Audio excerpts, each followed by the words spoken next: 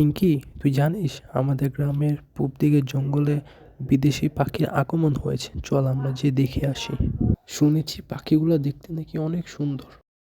কিন্তু আমি তো শুনেছি ওই জঙ্গলে নাকি ভূত পিশাচ ঘোরাফেরা করে। আমাদের কি সেখানে যাওয়া ঠিক হবে? আরে বোকা, ভূত পিশাচ বলতে কিচ্ছু নেই, এসব মানুষের বানোয়াট কথা। তুই চল আমার সাথে, আমরা যাব আর পাখি দেখে চলে আসবো, কিচ্ছু হবে না। কিন্তু যদি মা জানতে পারে তাহলে তো বকবে। মাকে না জানিয়ে যাওয়া কি আমাদের ঠিক হবে? আরে কিচ্ছু হবে না, কেউ জানতে পারবে না। আমরা যাব, পাখি দেখব, আর সন্ধ্যা হওয়ার আগেই চলে আসবো। বেশিক্ষণ সময় লাগবে না, চল চল, আর দেরি করে লাভ নেই। অতঃপর তারা জঙ্গলের উদ্দেশ্যে রওনা দিল। সেখানে যাওয়ার পর কিন্তু তুই আমার সাথে সাথে থাকবি, কোথাও একাও চলে যাবি না। আর মা বাবাকে কিন্তু ভুলেও বলা যাবে না, ঠিক আছে? মনে থাকে যেন। আচ্ছা ঠিক আছে ভাইয়া, আমি কাউকেই বলবো না, মা বাবা জানতে পারবে না। ও নিয়ে তোমাকে চিন্তা করতে হবে না। চলো। এভাবেই কথা বলতে বলতে তারা জঙ্গলে চলে গেল।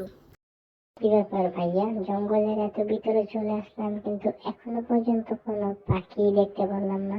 আসলে কি এখানে বিদেশি পাখি আগমন ঘটেছে? হ্যাঁ, আমার বন্ধু সুমন গতকাল কি দেখে গেছে। আমার মনে হয় আর একটু ভিতরে গেলেই আমরা দেখতে পারবো।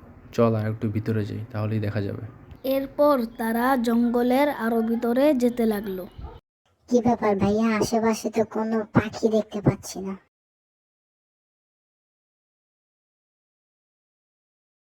ওই যে দেখ দেখ, গাছের উপরে ওখানে, ভালো করে দেখ, ওখানে দুইটা বিদেশি পাখি বসে আছে। আরে তাই তো, কি সুন্দর পাখিগুলো দেখতে।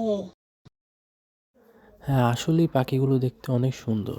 আগে কখনো এত সুন্দর পাখি দেখিনি আমি।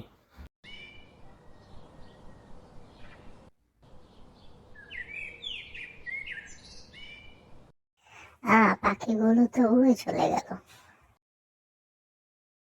হ্যাঁ, অনেকক্ষণ হয়েছে, চল এবার বাসার উদ্দেশ্যে রওনা দেওয়া যাক। তা না হলে বাবা মা জানতে পারবে যে আমরা এখানে আসছি। এরপর তারা বাসার উদ্দেশ্যে রওনা দিল।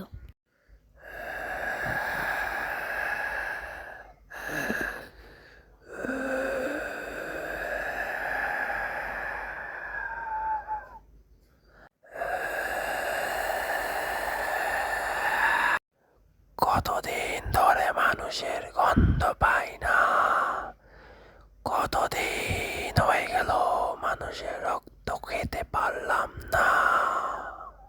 মানুষের রক্ত